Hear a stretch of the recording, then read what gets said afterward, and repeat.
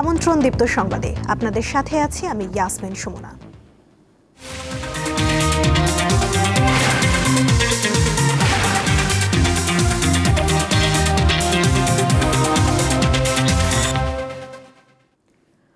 অর্থনৈতিক টানাপোড়েন আর সাধারণ মানুষের প্রত্যাশার চাপ নিয়ে জাতীয় সংসদে আজ 2026-27 অর্থবছরের বাজেট পেশ করতে যাচ্ছেন অর্থমন্ত্রী।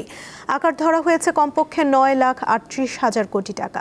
এই বাজেটকে ট্রিলিয়ন ডলার অর্থনীতির পথে বাংলাদেশের রূপরেখা হিসেবে তুলে ধরছে সরকার। বেলা 3টায় শুরু হবে সংসদের অধিবেশন। 2026-27 অর্থবছরের প্রস্তাবিত জাতীয় বাজেট বাংলাদেশের অর্থনৈতিক পুনরুদ্ধার, কর্মসংস্থান বৃদ্ধি এবং নির্বাচনী প্রতিশ্রুতি বাস্তবায়নের লক্ষ্য নিয়ে তৈরি ইতিহাসের সবচেয়ে বড় বাজেট। প্রায় 9,38,000 কোটি টাকার এই বাজেট সংসদে উপস্থাপন করবেন অর্থমন্ত্রী আমির খসরু মাহমুদ চৌধুরী। উচ্চ মূল্যস্ফীতি, রাজস্ব ঘাটতি এবং বৈদেশিক ঋণের চাপের মধ্যে এই বাজেটকে দেশের অর্থনীতির জন্য বড় একটি অগ্নিপরীক্ষা হিসেবে দেখছেন অর্থনীতিবিদরা। প্রায় 2 দশক পর ক্ষমতায় আসা বিএনপি সরকারের প্রথম বাজেট এটি। অর্থমন্ত্রী হিসেবে আমির খসরু মাহমুদ চৌধুরীরও প্রথম। জানা গেছে, আগামী অর্থ বছরে মোট দেশজ উৎপাদনের আকার 68,30,000 কোটি টাকা ধরা হয়েছে।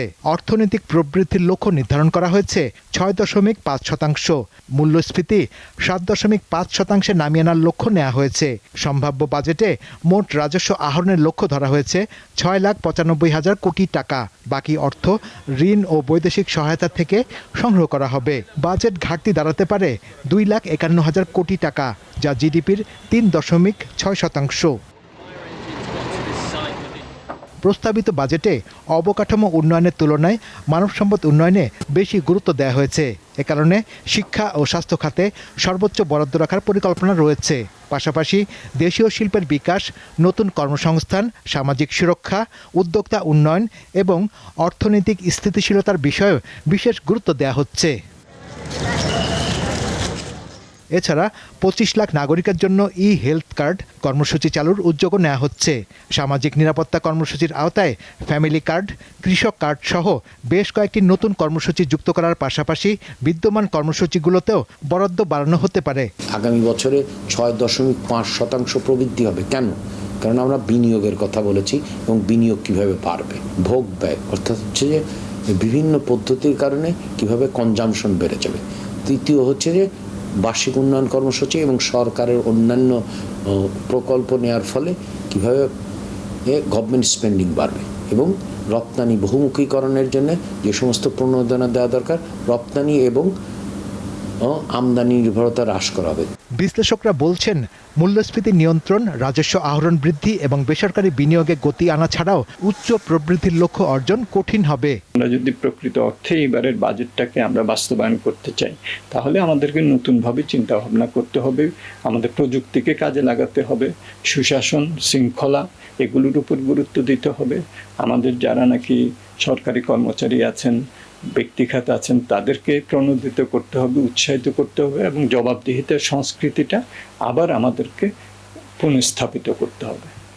আগামী বাজেটে করমুক্ত আয়সীমা ধাপে ধাপে বাড়ানোর ঘোষণা দিতে পারেন অর্থমন্ত্রী। এছাড়া জ্বালানি তেল ও ভোজ্য তেলের উৎসে কর কমানো সহ বেশ কিছু নিত্য প্রয়োজনীয় পণ্যে শুল্ক ও কর কমানোর প্রস্তাব আসতে পারে। শাহরিয়ার ইমন, দীপ্ত সংবাদ, ঢাকা।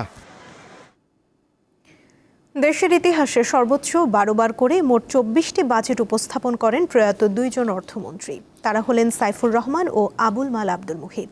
এছাড়া 6টি বাজেট পেশ করেন আরেক প্রয়াত অর্থমন্ত্রী শাহ AMS কিবরিয়া।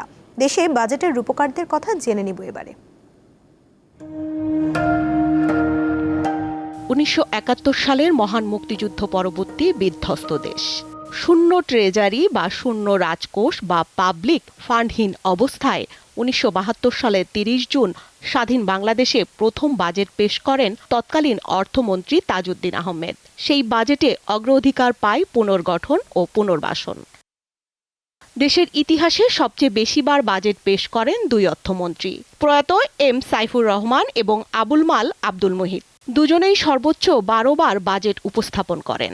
1991 সালে সাইফুর রহমানের হাত ধরেই দেশে প্রবর্তিত হয় ভ্যাট বা মূল্য সংযোজন কর। আর মুহিতের হাত ধরে 2009 সালে বাজেট প্রথমবারের মতো পার করে 1 লাখ কোটি টাকার মাইল ফলক। বলে রাখা ভালো, সাবেক রাষ্ট্রপতি ও বিএনপির প্রতিষ্ঠাতা জিয়াউর রহমানও 3টি বাজেট পেশ করেন।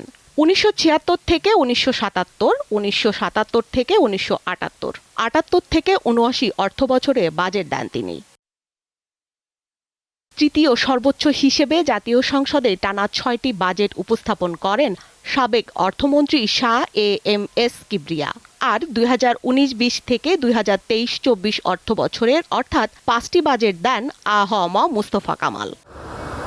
2025-26 অর্থবছরে এসে প্রথমবার দেখা যায় ব্যতিক্রমী এক চিত্র। হাসিনা সরকারের মেগা প্রকল্প ও অপচয় রোধে অন্তর্বর্তী সরকারের অর্থ উপদেষ্টা সালেহউদ্দিন আহমেদ পেশ করেন 7,90,000 কোটি টাকার সংকুচিত বাজেট। স্বস্তিকা সিংহ, দীপ্ত সংবাদ, ঢাকা। এদিকে পেশ হতে যাওয়া বাজেটে ব্যবসায়ীদের জন্য সহনশীলমূলক কর নীতির দাবি জানিয়েছেন চট্টগ্রামের ব্যবসায়ীরা। পাশাপাশি নানা খাতে সহজ শর্তে ঋণ পাওয়ার দাবিও জানান। এবারে বাজেটটা সুন্দর হবে। অয়েল সেক্টর, এলপিজি এবং ইলেকট্রিসিটি বেড়ে গেছে ওয়ার্ল্ড ওয়াইড বেড়ে যাওয়াতে আমাদের এখানে দামের প্রভাব পড়বে, ডেফিনেটলি দামের প্রভাব পড়বে। খাদ্যদ্রব্য, তেল, আপনার জীবনযাপন চলার মতো যা কিছু আছে সব কিছুর উপর একটা বড় ধরনের প্রভাব পড়বে। গণমুখী বাজেট হোক, মানুষের কল্যাণার্থে বাজেট হোক এবং চট্টগ্রামকে সত্যিকারের বাণিজ্যের রাজধানী রূপায়ণের জন্য যে সব পদক্ষেপ নেওয়া দরকার সেই সব পদক্ষেপগুলো যাতে বাজেটে অন্তর্নিহিত থাকে সেটি আমরা আশা করি। মন্ত্রী মহোদয় আমাদেরকে বিভিন্ন বিষয়ের মধ্যে চট্টগ্রামকে যাতে বাণিজ্যিক রাজধানী হিসাবে পূর্ণাঙ্গ রূপ দেওয়া যায় সে ব্যাপারে উনি সচেষ্ট থাকবেন এবং বিভিন্ন পদক্ষেপ নেবেন। টানা 58 দিনের নিষেধাজ্ঞা শেষে আজ মধ্যরাত থেকে আবারও মাছ ধরতে সাগরে যাচ্ছেন জেলেরা। টানা 58 দিনের নিষেধাজ্ঞা শেষে মধ্যরাত থেকে মাছ শিকারে আবারও সাগরে যাচ্ছেন জেলেরা। শেষ সময়ের প্রস্তুতি নিচ্ছেন পটুয়াখালী নিবন্ধিত প্রায় অর্ধলক্ষাধিক এই পেশাজীবী। জাল বুনন থেকে শুরু করে ট্রলারে রং করা ও ধুয়ে মুছে পরিচ্ছন্ন সহ জাল এবং আনুষঙ্গিক সরঞ্জাম ট্রলারে তুলতে ব্যস্ত সময় পার করছেন তারা। অনেকে আগেই সকল প্রস্তুতি শেষ করে অবস্থান নিয়েছেন মোহনায়। নিষেধাজ্ঞা শেষে সাগরে আশানুরূপ মাছ পাওয়ার প্রত্যাশা করছেন জেলেরা।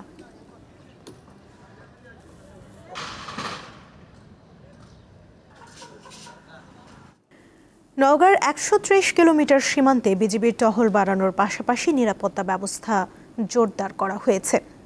ভারতের সীমান্তরক্ষী বাহিনীর অবৈধ পুশিন ঠেকাতে জেলার 14 ও 16 বিজিবি ব্যাটালিয়নের পক্ষ থেকে অতিরিক্ত সদস্য মোতায়েনের পাশাপাশি সতর্ক অবস্থানে রয়েছেন স্থানীয় বাসিন্দারা। সীমান্তে বিজিবির পক্ষ থেকে রাতে আলোর ব্যবস্থাও করা হয়েছে।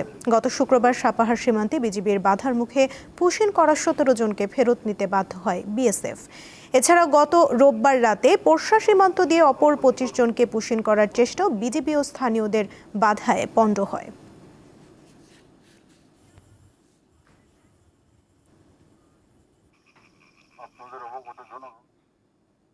এদিকে চুয়াডাঙ্গার সীমান্ত জুড়ে বিজিবির নজরদারি অব্যাহত রয়েছে।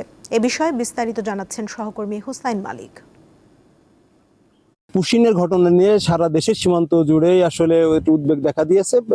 তবে চুয়াডাঙ্গাতে কিছুটা হলেও একটু ভিন্ন রূপ, কারণ এখনো পর্যন্ত চুয়াডাঙ্গা সীমান্তে কোনো পুশিনের ঘটনা ঘটেনি। আমি চুয়াডাঙ্গা 6 বিজিবির যিনি অধিনায়ক লেফটেন্যান্ট কর্নেল নাজমুল হাসানের সাথে কথা বললাম। উনি যেটি জানালেন যে চুয়াডাঙ্গায় 6 বিজিবির আন্ডারে 113 কিলোমিটার আসলে সীমান্ত এলাকা আছে। তার মধ্যে যদিও 6 বিজিবির আন্ডারে চুয়াডাঙ্গা এবং মেহেরপুর দুটি জেলা সীমান্ত এলাকা, তার মধ্যে চুয়াডাঙ্গায় প্রায় 85 কিলোমিটার সীমান্ত এলাকা আছে। বিজিবি থেকে আরো জানানো হলো যে সীমান্ত এলাকা থেকে শুধু পুশিনের ঘটনা না, মাদক চোরাচালান, যে কোনো অবৈধ কোনো প্রবেশই আসলে বাংলাদেশে করতে দেওয়া হবে না। অবৈধ যে কোনো কিছু বাংলাদেশে প্রবেশ করতে হলেও তারা আসলে বিজিবি প্রতিরোধ করবে এবং তারা সতর্ক অবস্থায় আছে। চুয়াডাঙ্গা জেলার দামোদর উপজেলার দর্শনার 76 নম্বর মেইন পিলার যে সীমান্ত, সেখান থেকে এই ছিল সর্বশেষ। আন্তর্জাতিক প্রসঙ্গ। ইরানে আবারও বড় ধরনের হামলা চালিয়েছে যুক্তরাষ্ট্র। স্থানীয় সময় বুধবার বন্দর আব্বাস, মিনাব, জাজ, খেসম ও সিরিক সহ বেশ কয়েকটি শহরে বিস্ফোরণের শব্দ শোনা গেছে বলে জানায় ইরানের রাষ্ট্রীয় গণমাধ্যম। মিনাব শহরের কারগান এলাকায় একটি স্থাপনাতেই অন্তত 5টি ক্ষেপণাস্ত্র আঘাত হানে। এদিকে মার্কিন সামরিক বাহিনী জানিয়েছে ট্রাম্পের নির্দেশে ইরানের বেশ কয়েকটি লক্ষ্যবস্তুতে একযোগে প্রতিরক্ষামূলক অভিযান শুরু হয়েছে। যুক্তরাষ্ট্রের হামলার জবাবে বাহরাইন ও কুয়েতের মার্কিন ঘাঁটিতে হামলার পাশাপাশি হরমুজ প্রণালী আবারও বন্ধ করে দিয়েছে ইরান। এছাড়া অনুমতি ছাড়া প্রণালী অতিক্রমের চেষ্টা করায় দুটি জাহাজেও হামলা চালিয়েছে আইআরজিসি।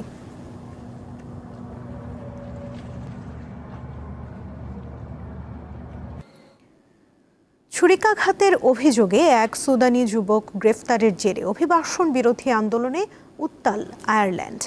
রাজধানী বেলফাস্ট সহ একাধিক শহরে বিভিন্ন ভবন ও গাড়িতে আগুন জ্বালিয়ে চলছে বিক্ষোভ। কালো মাস্ক পরা কমপক্ষে 100 জনের একটি দল সহিংসতায় জড়িয়ে পড়ে। ভাঙচুর চালানো হয় বেশ কয়েকটি ভবন ও দোকানপাটে। এক পর্যায়ে আগুন ধরিয়ে দেওয়া হয় পুলিশের গাড়ি সহ রাস্তায় দাঁড়িয়ে থাকা একাধিক যানবাহনে। পরে পুলিশ এসে পরিস্থিতি নিয়ন্ত্রণে আনে। আয়ারল্যান্ডে কোনো মুখোশধারী সন্ত্রাসীর ঠাঁই হবে না বলে হুঁশিয়ারি জানিয়েছেন দেশটির আইনমন্ত্রী।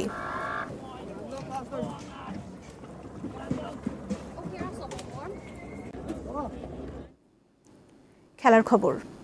সিরিজের দ্বিতীয় ওয়ানডেতে আজ বাংলাদেশের মুখোমুখি হবে অস্ট্রেলিয়া। মিরপুরের হোম অফ ক্রিকেটে খেলা শুরু বেলা 11টায়।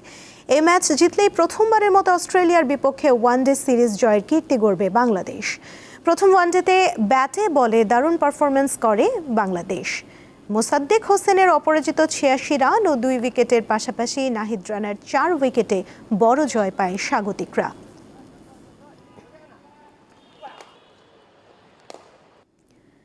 প্রথমবারের মতো 3টি ভিন্ন দেশে আলাদাভাবে আয়োজন করা হয়েছে বিশ্বকাপ ফুটবলের উদ্বোধনী অনুষ্ঠান।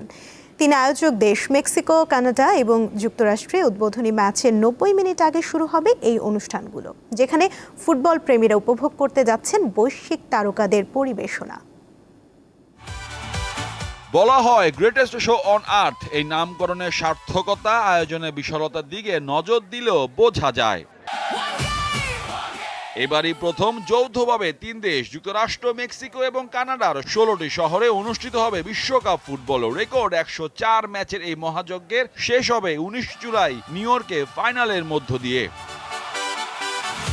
উদ্বোধনী আয়োজনে প্রথম পর্ব অনুষ্ঠিত হবে 11 জুন মেক্সিকো সিটির এস্তাদিও আজতেকা স্টেডিয়ামে। এখানে 2026 বিশ্বকাপের অফিসিয়াল গান দাই দাই সরাসরি পরিবেশন করবেন কলম্বিয়ার পপ তারকা শাকিরা ও নাইজেরিয়ার শিল্পী বার্না বয়। এছাড়া যে বালভিন, মানা, আলেহান্দ্রো ফার্নান্দেজ, বেলিন্দা ও টাইলা সহ আরো কয়েকজন আন্তর্জাতিক শিল্পী অংশ নেবেন।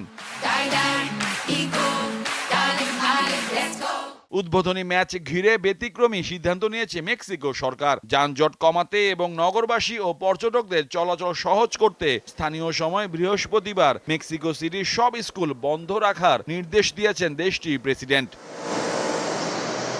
একইভাবে উদ্বোধনী আয়োজন হবে কানাডার টরেন্টোর বিএমও ফিল্ডে। দেশটির সংস্কৃতির বৈচিত্র্য তুলে ধরতে মঞ্চে উপস্থিত থাকবেন মাইকেল বুবলে, অ্যানালিস মরিসেট এবং আলিসিয়া কারার মতো বিশ্বখ্যাত সঙ্গীত শিল্পীরা। সবশেষ 13 জুন বাংলাদেশ সময় ভোর 5:30টায় যুক্তরাষ্ট্রের লস অ্যাঞ্জেলসের সোফা স্টেডিয়ামে বসবে উদ্বোধনী ত্রয়ীর শেষ আয়োজন। মঞ্চ মাতাবেন ক্যাটি পেরি, ব্ল্যাঙ্ক পিঙ্ক ব্যান্ডের লিসা, ফিউচার এবং অ্যানিতার মতো জনপ্রিয় আন্তর্জাতিক তারকারা। স্টেডিয়ামগুলোতে দর্শকদের উপস্থিতির পাশাপাশি বিশ্বজুড়ে কোটি কোটি মানুষ টেলিভিশন পর্দা সহ বিভিন্ন অনলাইন ও ওটিটি প্ল্যাটফর্মে এই আয়োজন সরাসরি উপভোগ করতে পারবেন। মোহাম্মদ হাসিব, দীপ্ত স্পোর্টস। এই ছিল এখনকার মতো। পরবর্তী সংবাদ বেলা 12টায় দেখার আমন্ত্রণ রইল। এছাড়া আরও তথ্য পেতে যুক্ত থাকুন দীপ্ত ডিজিটাল প্ল্যাটফর্মের সাথে। ধন্যবাদ সবাইকে।